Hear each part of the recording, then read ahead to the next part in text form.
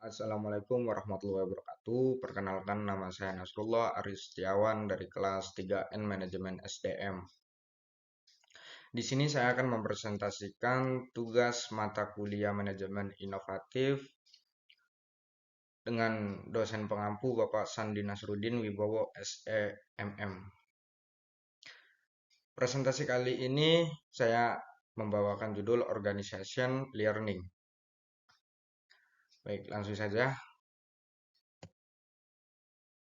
Konsep organisasi pembelajaran. Organisasi pembelajaran merupakan proses pengembangan performa karyawan dalam organisasi secara kontinu meningkatkan kapasitasnya untuk mengantisipasi setiap tantangan dan perubahan.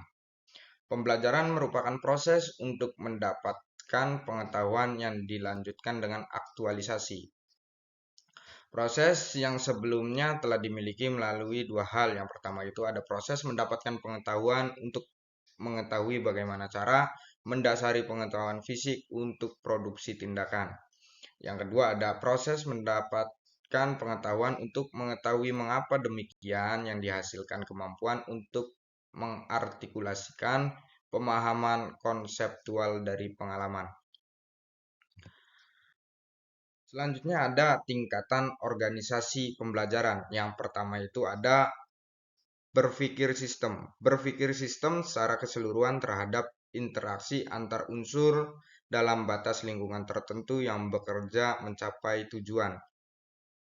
Yang kedua ada mental model.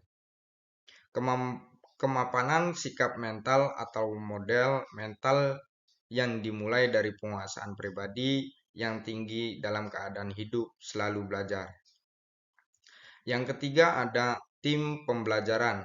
Pembelajarannya dalam tim dimulai dengan dialog, merupakan kemampuan anggota tim untuk menunda asumsi dan masuk ke dalam pikiran bersama secara murni.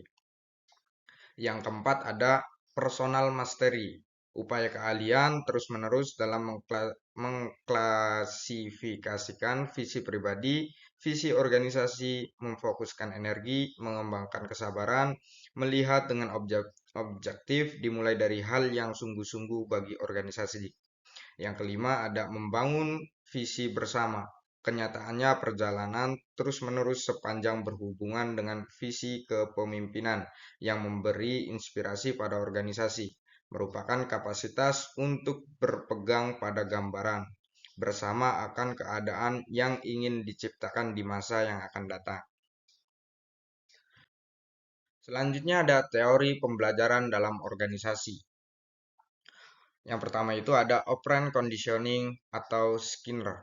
Kondisilah yang membuat perilaku orang mau belajar secara sukarela untuk memperoleh imbalan atas prestasi atau kegagalan atas kesalahan yang diperbuatnya. Yang kedua ada classical conditioning. Menurut Ivan Pavlov atau ahli psikologi Rusia melakukan eksperimen dengan mengajarkan anjingnya untuk merespon suara lonceng. Dia menemukan suatu kesimpulan bahwa apabila kondisi tidak ada stimulus, maka tidak akan terdapat respon terhadap suatu objek yang menjadi fokus perhatian. Yang ketiga ada social learning theory.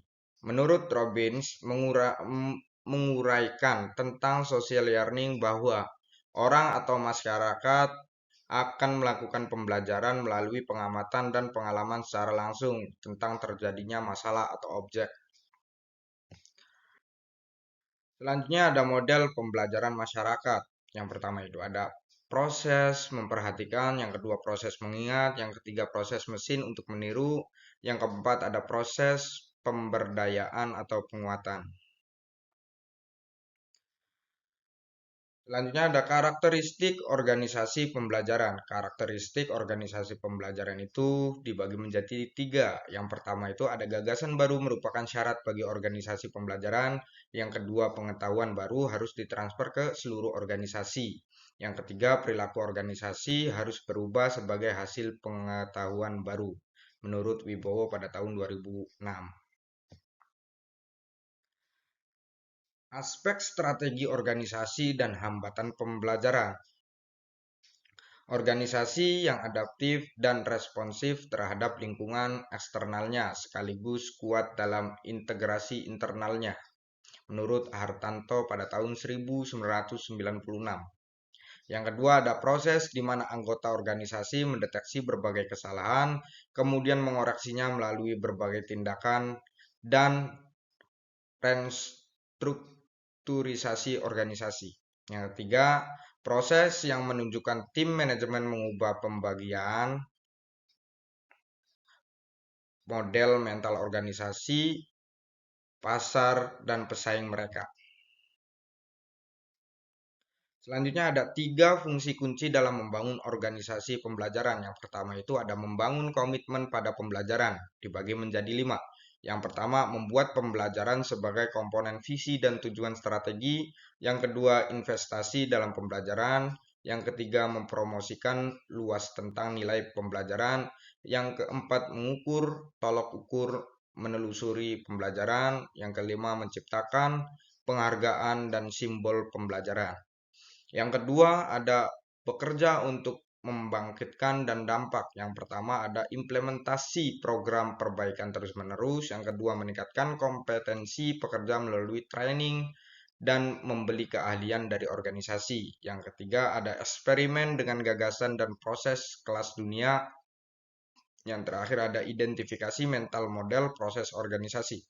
Yang ketiga bekerja menggeneralisir gagasan dengan dampak. Yang pertama itu ada menciptakan prasarana yang menggerakkan gagasan sepanjang batas organisasi. Yang kedua memutar pekerja dari batasan fungsional dan divisional.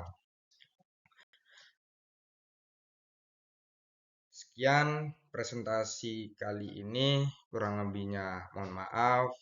Billahi taufiq wal hidayah. Wassalamualaikum warahmatullahi wabarakatuh.